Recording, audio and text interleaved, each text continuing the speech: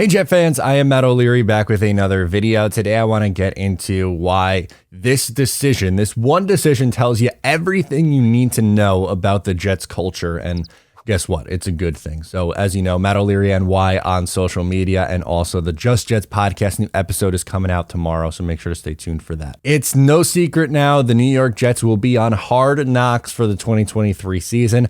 The last time they were on Hard Knocks was in 2010. And in that 2010 season, the New York Jets went 11-5 and went to the AFC Championship game. For Jet fans around my age, that is probably the best season of Jets football that we've seen. I was too young to remember 98, the 12-4 season, so I don't count that one, even though that was, yes, technically during my lifetime. I was 3, so I don't count it. But the 2010 Jets, moral of the story, one of the most successful New York Jets teams in their history, and it came off the back of Hard Knocks. So that's one of the reasons why fans are saying, let's not get crazy over it. It might not be the worst thing in the world. But something the Jets are doing very differently on Hard Knocks, they took a hard stance on something, which I think is fantastic. So again, they made it clear they wanted no part of being on Hard Knocks, but something they won't be doing that pretty much everyone else has done, they won't be giving access to when players are cut. Not going to be given the same access. The Jets don't believe it's humane to show players being released, which I think is a great thing. They called it inhumane. They didn't think it was the right thing to do. And I agree. That's a really, really tough spot for these guys who are fighting and clawing to make a 53-man roster and getting told that you're going to get cut. And the business side of things in the NFL can be really, really tough. And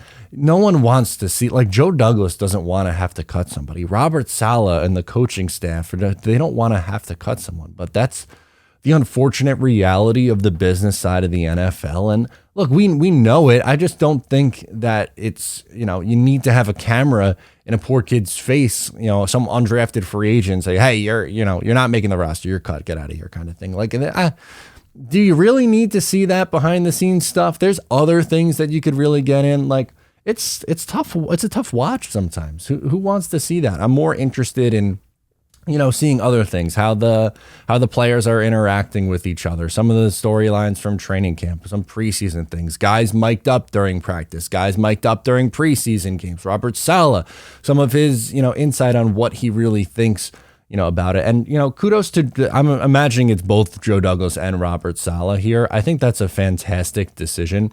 And I think it's going to get them a lot of respect around the league, because can you imagine getting cut is bad enough or hard enough. Now you get caught on national television.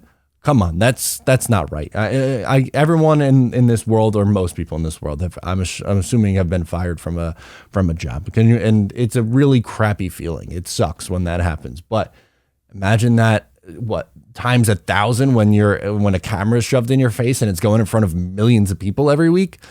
That's not right. So love that. To me, this tells you everything you need to know about the Jets culture and that they're building here. Hopefully it starts to translate into wins, because that's, at the end of the day, that's obviously the most important things, is win and losses record. But this boat is pointed in the right direction. And I'm hoping that we finally this year get to see the results start to come in. They've built the foundation. Now it's time to get the wins. Excuses are over. Pile them up. Love to see it. Let me know your thoughts on this decision by the New York Jets in the comments down below. Once again, I'm Matt O'Leary. Subscribe if you are new, and I will catch you next time.